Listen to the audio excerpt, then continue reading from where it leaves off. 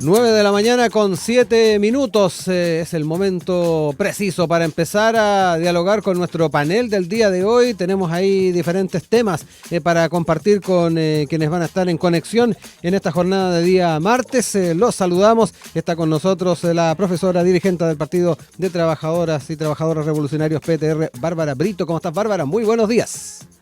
Bien, muchas gracias. Y también nos acompaña el vicepresidente nacional de las nuevas generaciones de la UDI, Alonso Rivera. Alonso, también, gracias por estar junto a nosotros hoy día. Hola, buenos días, muchas gracias y también saludar a Bárbara.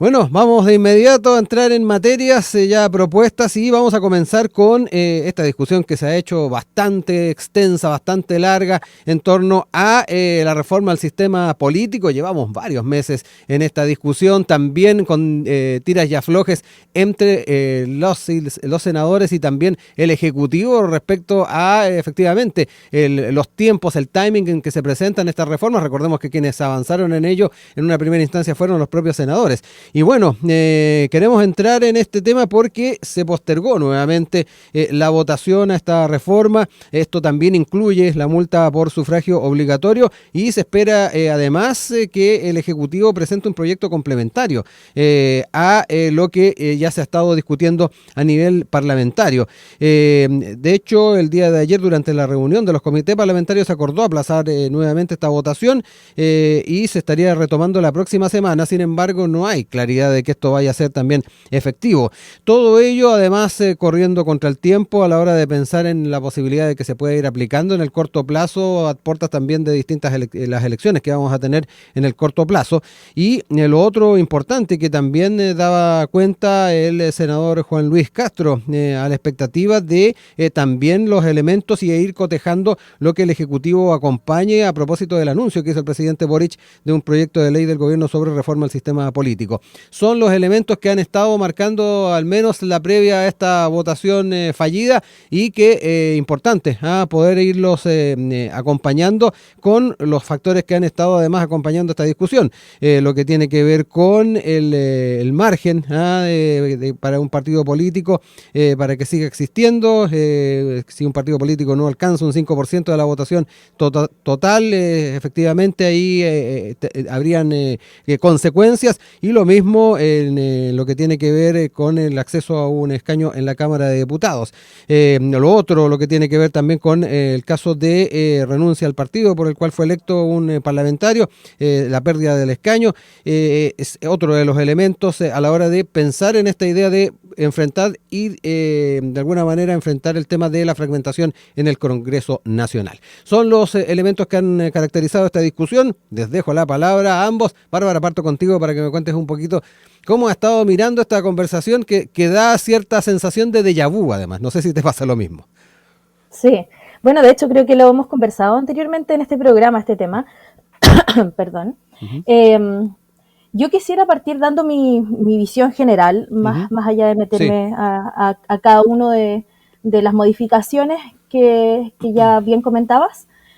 Creo que lo que se está intentando con esta retórica de no más fragmentación, de más democracia, de fortalecimiento de las instituciones, en realidad es generar más control, porque se dice que hay que evitar la fragmentación porque es difícil llegar a acuerdos, pero hay que pensar qué significa eso realmente, porque ¿para quién son los acuerdos que se han generado desde los 90 hasta ahora? Lo que está al centro de la política chilena hoy día es buscar esa reedición de la democracia de los acuerdos. De hecho, Boric fue uno de los centros de la cuenta pública del presidente. Y yo quiero ser enfática en plantear que la retórica de los acuerdos no nos beneficia a todos.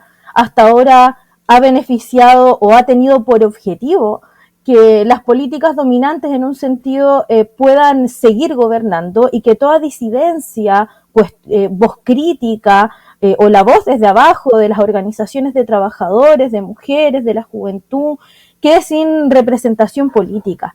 Es una suerte de volver al binominal, me parece, pero sobre bases que son totalmente diferentes, porque hay una crisis de régimen abierta, todos lo vimos con la rebelión, que todavía no se cierra, más allá de que de que se ha logrado cierta normalización, que fue el objetivo también de este gobierno, ¿cierto? Entonces, me gustaría poner eso sobre la mesa, porque creo que es una búsqueda de revisión de este pacto de los años 90, ¿cierto? Que Tomás Mulián hablaba sobre que los acuerdos de las élites desmovilizaron al pueblo y legitimaron un modelo económico, político, heredado de la dictadura, y hoy quieren repetir ese mismo guión, pero con menos partidos, con menos voces disidentes, con menos pueblo en las decisiones. Entonces yo creo que ese es el centro y el núcleo de esta discusión. Buscan normalizar post-rebelión. Alonso, voy contigo también, ir conociendo no solamente tu apreciación del timing en que está esta discusión, sino que además lo que nos planteaba Bárbara, una mirada que se tiene de distintas organizaciones de la sociedad civil, también de organizaciones políticas como la que representa Bárbara, en lo que tiene que ver con estos objetivos que eventualmente se podrían tener o que subyacen a una discusión de reforma del sistema político. No sé cómo ves también ese enfoque. Sí, mira, yo también me gustaría partir con algo más general ¿Sí? que en discusión en particular. Uh-huh. La verdad es que Chile atraviesa una de las crisis de política estructural más grandes de los últimos años. Y muchos analistas, muchos políticos, estamos todo el día escuchando que mucha gente nos dice eso. Y principalmente una de las principales causas que origina esta crisis, a mi parecer, es el sistema político. Es la fragmentación en el Congreso. Es que si un diputado no está de acuerdo con una sola votación de su propio partido, se sale y forma otro distinto. En ese nuevo partido formado, si uno no está de acuerdo, se sale y forma otro distinto. Y la verdad es que nadie se hace responsable de nada y ahí se va generando más fragmentación, más partidos políticos. Estamos alrededor de los 21 partidos políticos con otra cantidad más o menos similar en formación. Y la verdad es que los países serios, si uno mira ejemplos comparados, no se construyen con 21 partidos políticos. Se construyen desde una mirada que entregue seriedad, que entregue confianza a las personas de que se pueden resolver los problemas, porque el resultado de todo esto es un Estado paralizado, un Estado incapaz de llegar con soluciones a la gente, y yo estoy de acuerdo. Raramente estoy de acuerdo con algo que dijo la Bárbara respecto a lo del estallido social. Yo creo que parte de que el Estado no está entregando soluciones que pueden generar cierto malestar en la población es la incapacidad que tenemos en el Congreso de ponerse de acuerdo. Yo creo que si hoy día la gente está frustrada, tiene futuros frustrados, tiene sueños frustrados y con legítima derecho, es porque no hemos sido capaces desde la política del Congreso, desde la política del Ejecutivo, entregar soluciones por esto mismo, de la crisis del sistema político. Yo creo que esta dilatación que se da de la reforma, la verdad es que un poco llamativa porque las elecciones parlamentarias son ahora en noviembre. Entonces, la verdad es que resulta también curioso que los propios incumbentes que van a someterse al escrutinio público son los que finalmente van a decidir la cantidad de partidos políticos, la cantidad de parlamentarios, la cantidad de etcétera. Entonces yo creo que a veces uno mira para atrás los procesos constitucionales y dice, chuta, a veces quizás el segundo nos ofrecía un sistema político que no incluía incumbentes en la discusión ni en la decisión, sino que más bien los sometía a lo que un órgano distinto al Congreso podía decidir.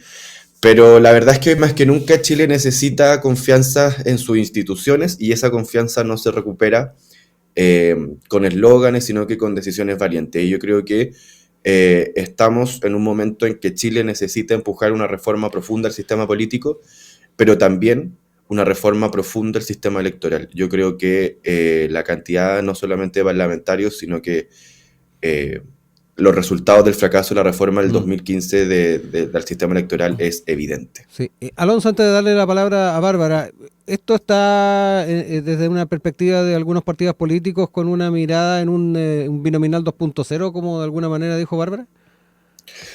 Mira, la verdad yo soy de los que cree personalmente de que las reformas que haya que hacerse en estos temas no se trata ni de volver al binominal, ni tampoco seguir con el actual sistema electoral. Yo creo que la intención no está en volver al binominal, por lo menos de lo que yo he podido, escuchar y dialogar con respecto a algunos diputados de nuestro partido, pero yo creo que la discusión está quizás primero en hacer una reforma al sistema político en su estructura, digamos, orgánica. Ujú. Dado ese paso, quizás podamos hablar de una reforma al sistema electoral. Bárbara, voy contigo. Hay varios apuntes que hacía Alonso también en forma general de lo que ha sido la discusión, el escenario en el que estamos también a la hora de pensar en el llegar a acuerdos y sacar adelante ciertas propuestas, pero además suma a la ecuación el tema de también el sistema electoral. Te dejo la palabra. Sí, yo creo que evidentemente tienen relación esta reforma con la reforma del sistema electoral y la del voto obligatorio, voto voluntario. Yo bueno, así como no estoy de acuerdo con esta reforma, tampoco estoy de acuerdo con la reforma que ya se realizó ya hace un tiempo sobre el voto obligatorio. Mi posición es que tiene que ser un voto voluntario para todos, migrantes, no migrantes, y que es la verdadera libertad, ¿cierto? Porque hay quienes hablan de libertad, pero quieren restringir a partidos políticos, que a diferencia de lo que se plantea en este panel, lo que se busca con la reducción de partidos políticos es hacer de la política algo más cerrado, es fortalecer la llamada cocina parlamentaria. Entonces, creo que se necesita más participación y se necesita ver que el problema no está en cuántos partidos políticos pueden formar parte de la institucionalidad, sino que en cómo esos partidos pueden convencer realmente a la gente respecto a lo que están planteando, ¿no? Porque creo yo que se pone mucho el foco en con qué medidas nosotros vamos a poder gobernar, y no están viendo que para poder gobernar sobre un profundo descontento social, lo que hay que hacer es volver a lo estructural, a demandas como el problema de las pensiones, como el problema de la salud y las listas de espera, como el problema de la educación. Entonces, se saca el foco y lo que se hace es reducir el Estado. Reducir el Estado, lo que se hace es reducir la participación política, reducir las voces que pueden estar presentes allí. Y claro, a mí me llama la atención lo de que hay países serios que no tienen tantos partidos, y la verdad es que nosotros tenemos muy pocos partidos para lo que es los partidos que tienen legalizados. Otro país, Estados Unidos, tiene más de 50, aunque tienen un sistema binominal de facto. Nosotros sabemos, Partido Demócrata, Republicano. Otros países tienen muchísimo más partidos legalizados que lo que tenemos nosotros. Entonces, no me parece un argumento. De hecho, uno podría pensar que son otros organismos los que tienden a reducir la participación política, pensando en la Venezuela de Chávez, cómo impide la participación política de la disidencia de derecha y de la disidencia de izquierda también.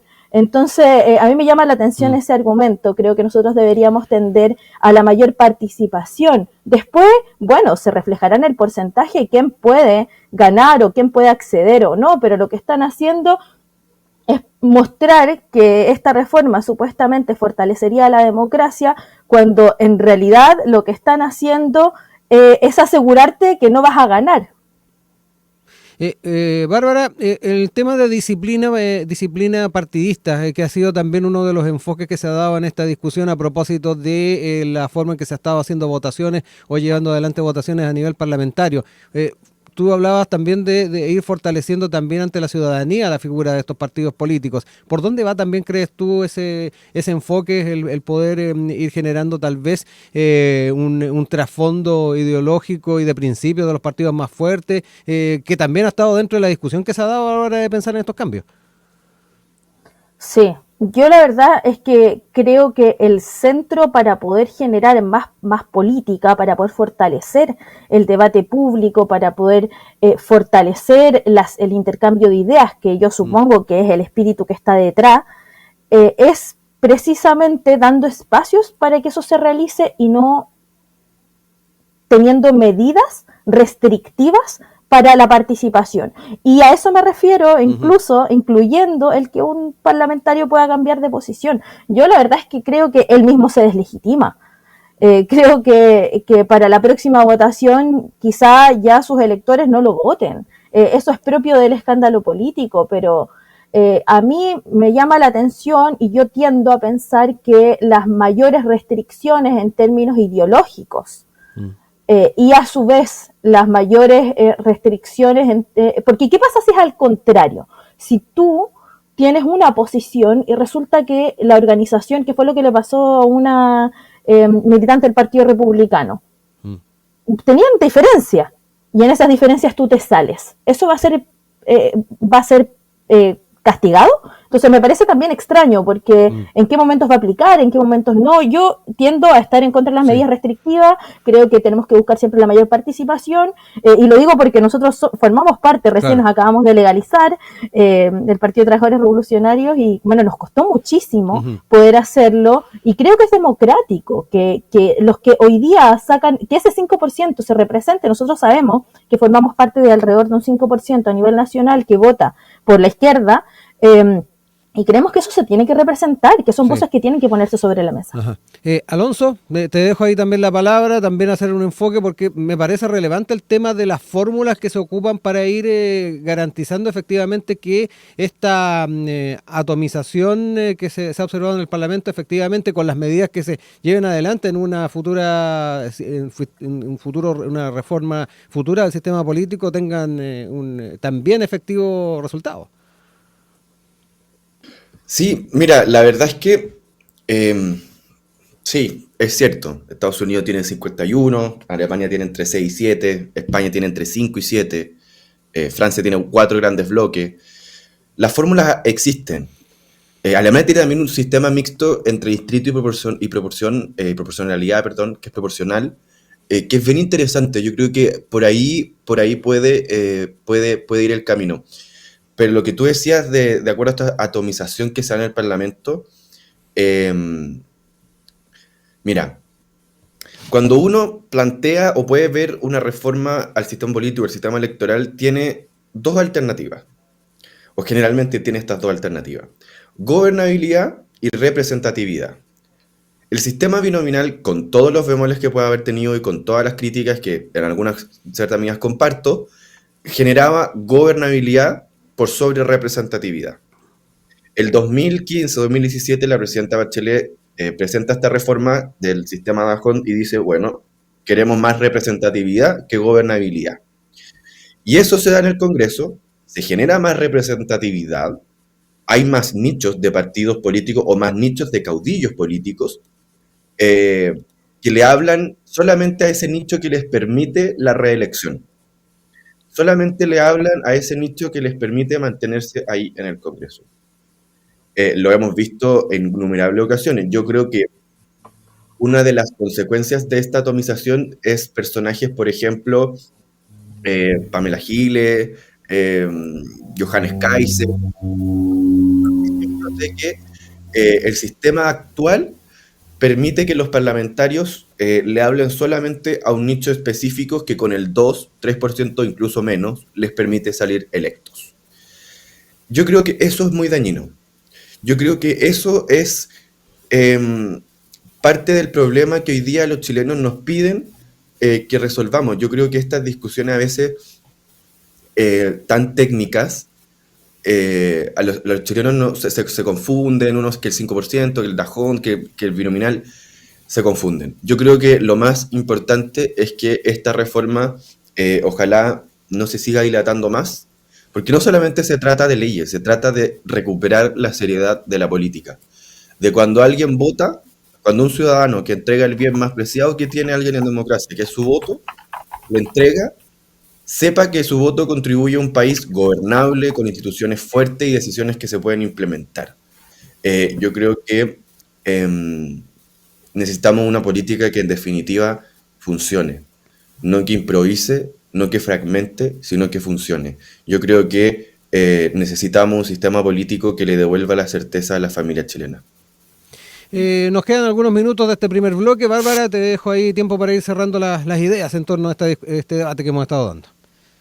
No, yo solamente me gustaría agregar un punto que es que él hace una caracterización sobre el paso del binominal, de la gobernabilidad, la representatividad, ¿no? Con todas las reformas de Bachelet. Creo que Bárbara, perdón, te escucho un poquito como debajo del agua. No sé si tienes ¿en ahí. serio? Ahí te escucho ¿Aló? mejor. Sí, ahí mejoró. Ah, estaba agarrado el cable. Ya, gracias. Eh, que no, yo me gustaría dialogar con Alonso porque Ujú. hace todo este paso, ¿cierto?, de las políticas más de gobernabilidad, representatividad. Efectivamente, ahora está todo el régimen buscando más gobernabilidad. Y creo que el problema en esa lectura es que la gran crisis del binominal al cual respondió Bachelet, cuyas reformas yo tampoco estoy muy de acuerdo en realidad, eh, desde una crítica de la izquierda, ¿cierto?, desde la izquierda, eh, creo que es la profunda desazón, desapego, falta de credibilidad de la gente hacia los partidos por no responder a sus necesidades. Entonces, a mí me llama la atención profundamente que en este debate no estén esas necesidades vitales que llevaron y que impulsaron y que fueron el motor de la rebelión, una rebelión que fue espontánea, que no fue dirigida, donde se expresó un poco la rabia acumulada de ver cómo unos pocos disfrutaban de los goces, ¿cierto?, de las riquezas que genera Chile y el país, y las grandes mayorías simplemente estaban ahí dispuestas a trabajar, a entregar su vida en el trabajo, pero sin pensiones, sin salud, con mala educación. Entonces creo que de eso hay que hablar y la gran crisis del régimen y de los partidos políticos, la gran crisis del sistema binominal fue esa.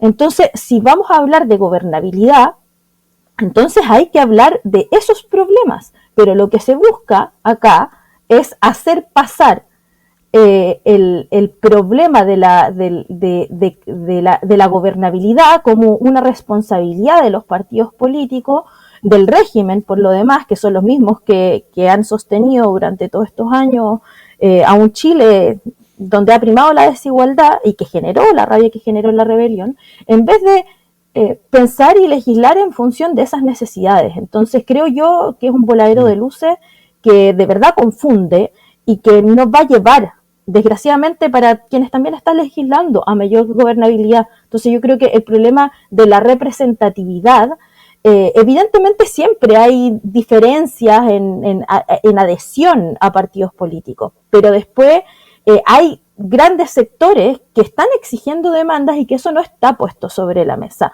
De hecho, se han retrocedido, se ha puesto por delante una agenda represiva y se ha retrocedido mucho en demanda, y mientras eso no pase, Sí. entonces el problema es la gobernabilidad por mucha reforma que hagan. Si eso es la brutalidad también de este tipo de política, no va a existir.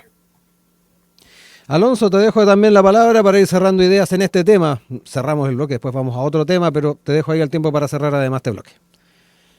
Sí, yo, es verdad, el binominal, y como mencioné anteriormente, no es el sistema perfecto. Yo solamente traté de esbozar lo que en los hechos se pudo haber dado. Yo entiendo que el binominal favorecía, ¿no es cierto?, esta política de bloques, de partidos políticos fuertes, que da gobernabilidad, pero que en cierto aspecto la ciudadanía puede, ¿no es cierto?, tener de alguna manera desconfianza o verse de alguna manera poco satisfecha con los resultados de esos acuerdos. Y solamente cerrar con Ujú. que en la última elección parlamentaria, estaba aquí revisando los datos, más de 10 partidos políticos sacaron menos del 5% con representación en el Congreso.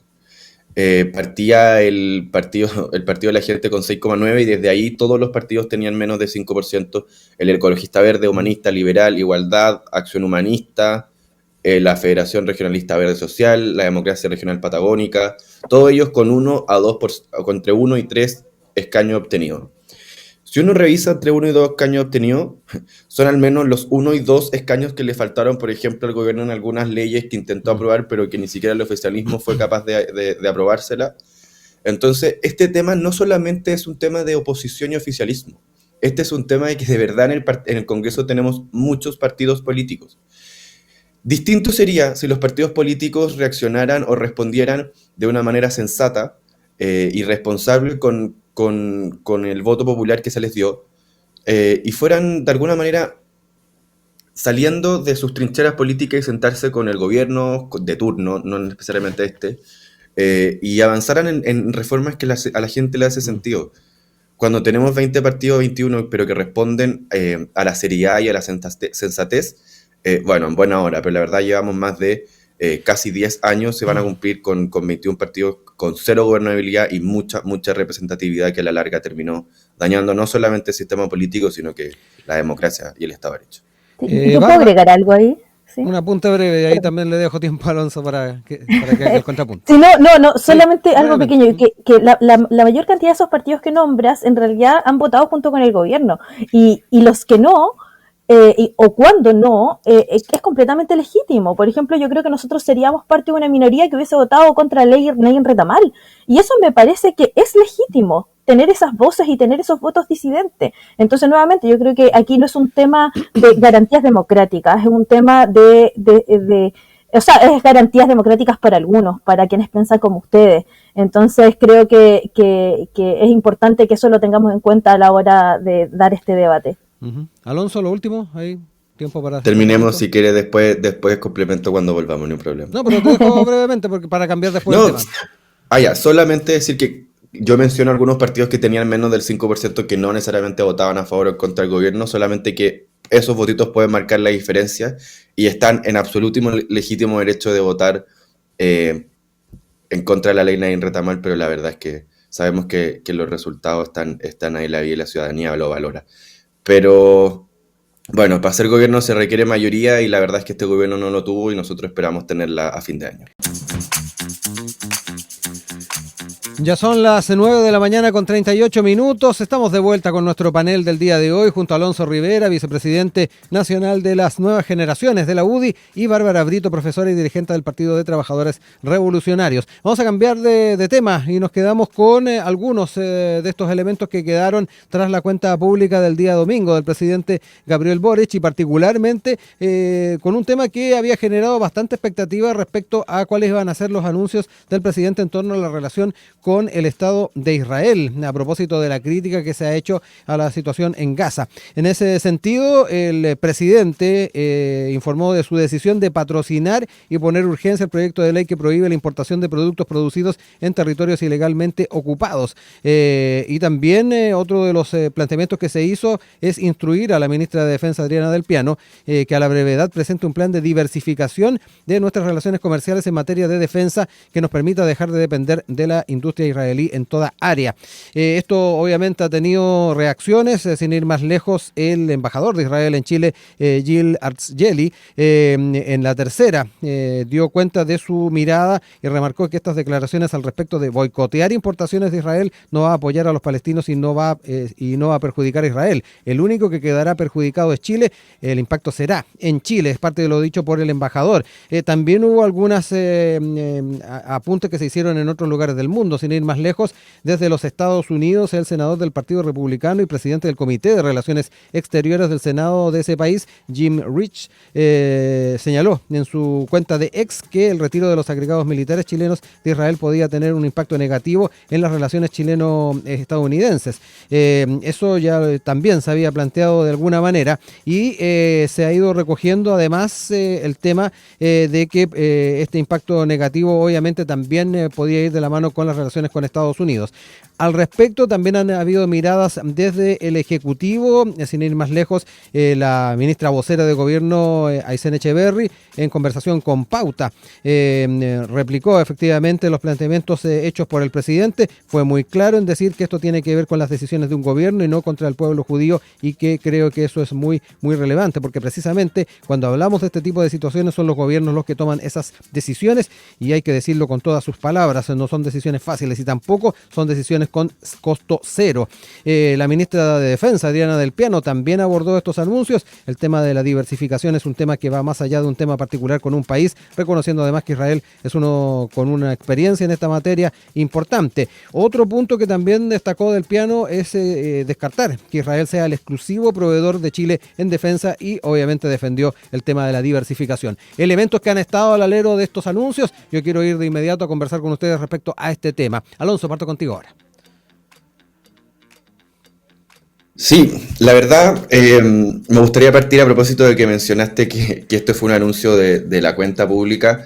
Bien breve, solamente decir que el presidente de la cuenta pública dijo que la política era con diálogo y acuerdo, pero empieza su última cuenta pública reivindicando el estallido, después continuó con algunas aseveraciones más o menos falsas, datos imprecisos, y un desastre aplaudido por amigos. Boric cierra tal cual como empezó el gobierno, diciendo una cosa y haciendo otra, pero esa contradicción no solamente lo define, sino que queda claro que el gobierno y cierta parte de la izquierda que está en el gobierno, sus prioridades no son las mismas prioridades que la que tienen los chilenos.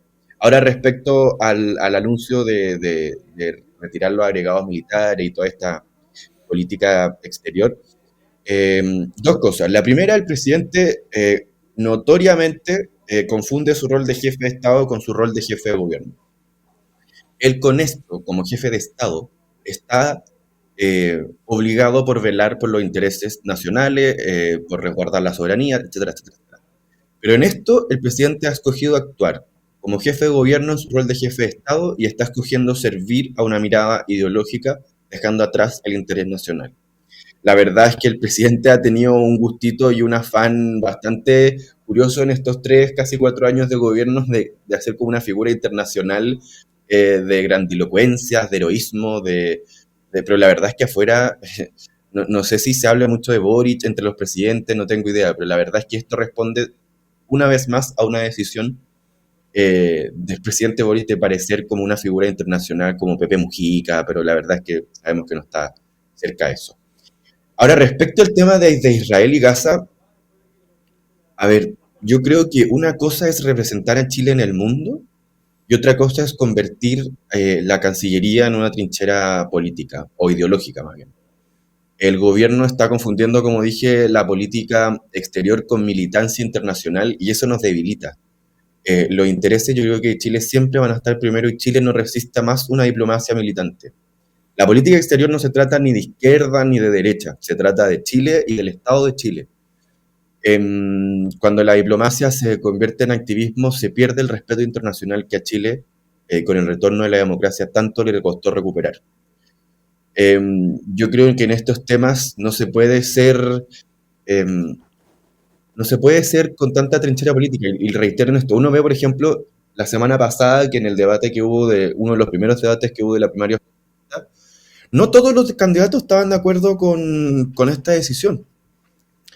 Pero alguno de ellos, para no hacerle un spot político ni publicitario ahora que estamos en campaña legal, alguno de ellos o alguna de ellas mencionó que en esto se trata de los intereses de Chile, más allá de la postura política interna que se tenga respecto al tema. Uno puede ser muy tajante en la condena de lo que está pasando en Gaza, y yo creo que en eso no hay dobles tintas, no hay dobles miradas. Lo que está pasando en Gaza es preocupante. El otro día leía que casi el 70% de las víctimas de esa zona eran entre mujeres y niños. Obviamente que llaman la atención, obviamente que preocupa. Pero para eso, las acciones que en eso tiene que recurrir el gobierno es lo que está haciendo, por ejemplo, Sudáfrica en la Corte Internacional Penal. Lo que está haciendo, esas son acciones concretas. No poner en riesgo los intereses nacionales, no poner en riesgo uno de los principales socios estratégicos y militares de Chile. Uno podrá tener cualquier opinión de Israel, pero en esto el presidente tiene que entrar en su rol de jefe de Estado más que de jefe de gobierno. Y eso. Bárbara, me quedo contigo ahora para que conocer un poquito tu apreciación respecto a cómo se ha estado dando este debate, los anuncios, las señales que se dieron al valero de esta cuenta pública y obviamente los contrapuntos que tengas que hacer con Alonso. Sí, no, primero plantear que rechazar lo que está pasando en Gaza, condenar el genocidio por parte del Estado de Israel en Gaza es necesario, es urgente a nivel internacional. Creo que es una postura humanitaria, no es ideológica, no es trinchera política, no es militancia internacional. En ese marco me parece totalmente insuficiente lo que ha planteado el gobierno. Yo quería debatir, dicho eso, con un aspecto, con una idea, que es la idea de la soberanía, ¿cierto? De que entonces el jefe de Estado tendría que resguardar nuestra soberanía. Pero a mí la verdad es que me llama profundamente la atención esa idea, porque nosotros deberíamos preguntarnos cómo trata Estados Unidos en realidad a América Latina. O sea, recientemente salió a la luz como esta reunión entre Trump y Macri contaba que Trump le había comentado que Argentina tenía que conquistar Chile para tener acceso, ¿cierto?, a los dos océanos, sin ningún filtro, como si estuvieran jugando los soldaditos, y que creo que es una anécdota muy clara, que refleja muy bien la lógica imperialista estadounidense de desprecio, de dominación, de saqueo a nuestros recursos naturales, que es la tónica, ¿cierto? Un hecho. Segundo hecho, abril 2025, todos vimos el arancel del 10% de parte de Trump a nuestro país, ¿cierto? Y afectó productos como el vino, como la fruta, como el salmón, y los que pagan eso no son los grandes empresarios, son los trabajadores de esos sectores que se enfrentan a ajustes, se enfrentan a recorte. Otro ejemplo, el que tú acabas de decir, lo que sucedió con este senador estadounidense amenazando a Chile de que iba a tener consecuencias las medidas que había anunciado el presidente, que a mí me parecen mínimas, la verdad, para la profundidad y la catástrofe que está sucediendo en Gaza con mujeres, con niños y con toda la población. Entonces, cuando se habla de soberanía en este marco, la verdad es que creo que hay que ser un poco más tajantes a la hora de ver quién está violando nuestra soberanía, quién está amenazando con nuestra soberanía, quién en conversaciones bilaterales con el presidente de al lado amenazan con conquistar como si fuera un jueguito de soldadito.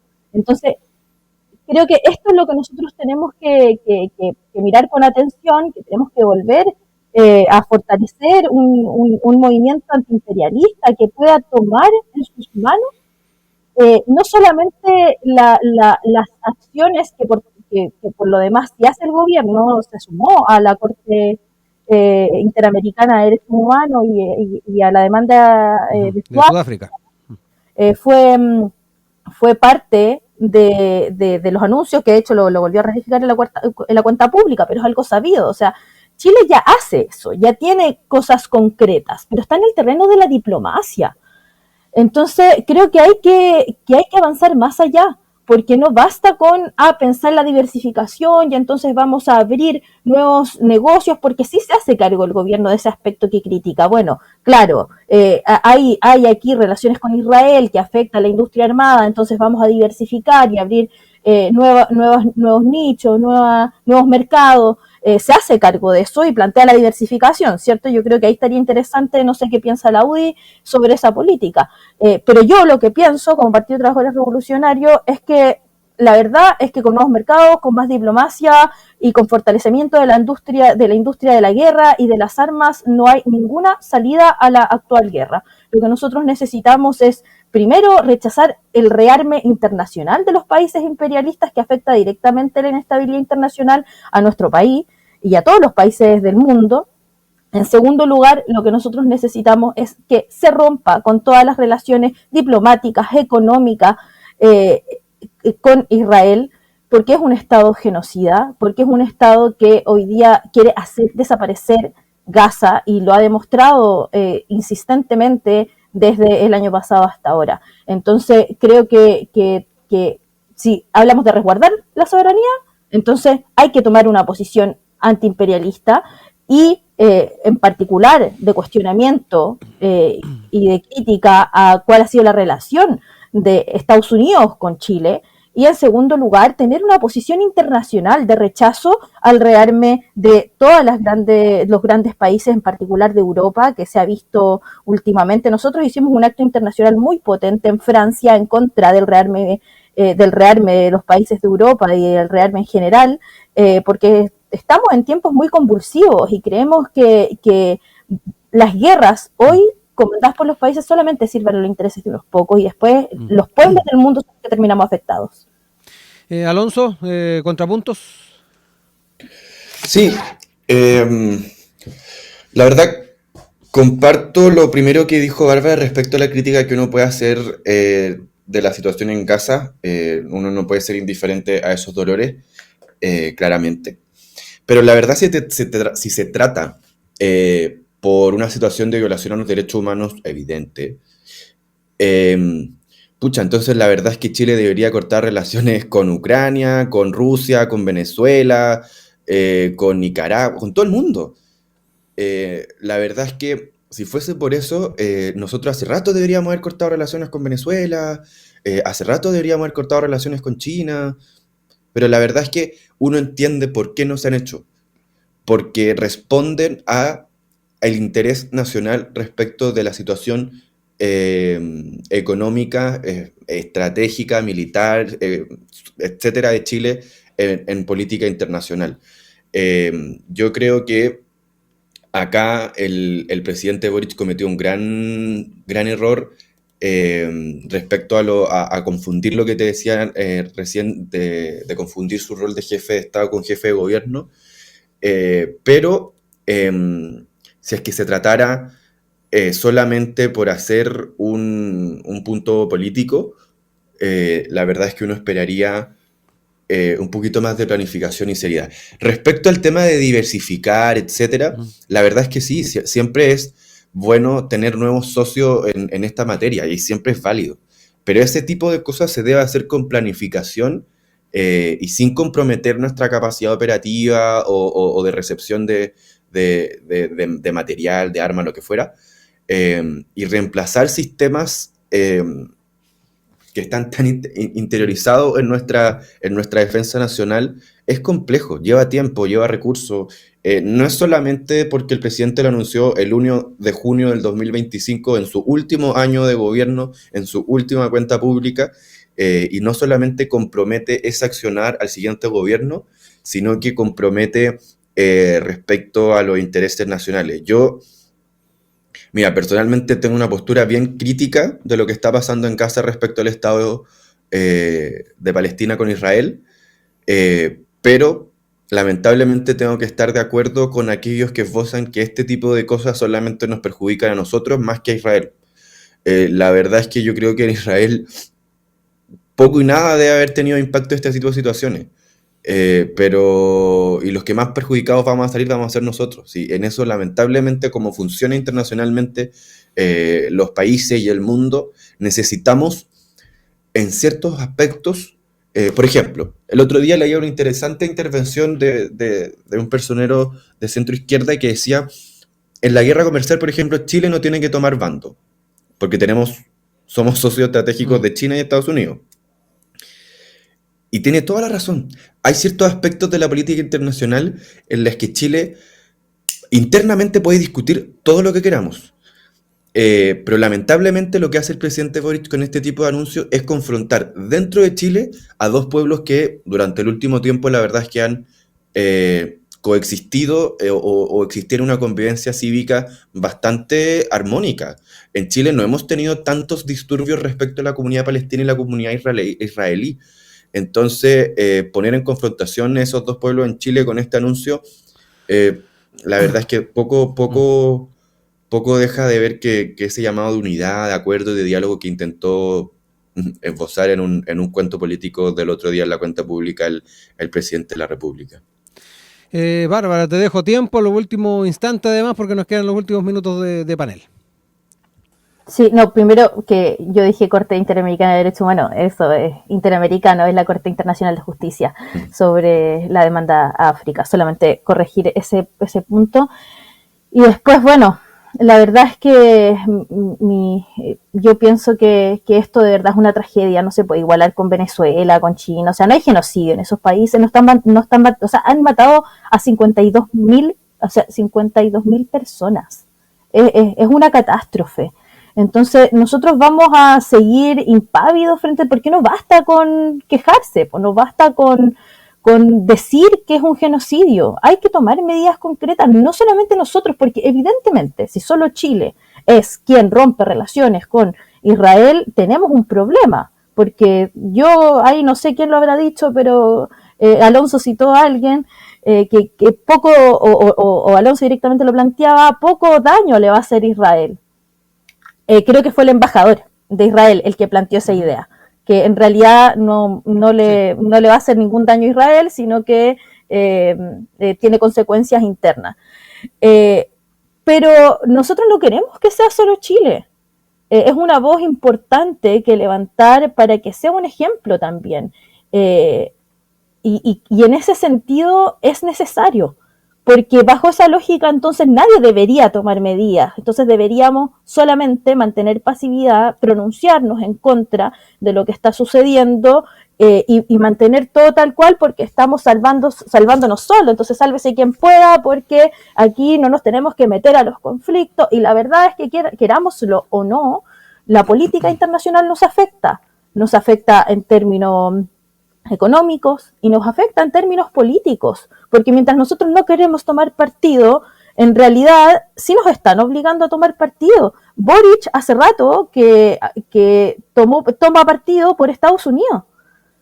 Y a mí, bueno, de hecho hubieron conflictos hace poco con los chinos que tuvo que viajar Boric, ¿cierto? Entonces, a lo que voy con esto es que nosotros no podemos mantenernos impávidos, no solamente tenemos que alzar la voz, sino que además tenemos que tomar medidas concretas, siendo además o buscando transformarnos en un ejemplo para el resto del mundo. Yo creo que hay varios países que están en esa lógica y después quería sacarlo para cerrar de la parte diplomática. Creo que la otra necesidad es que haya una organización desde abajo. Yo quería dar el ejemplo de los trabajadores portuarios de diferentes países que han frenado el traslado de armas.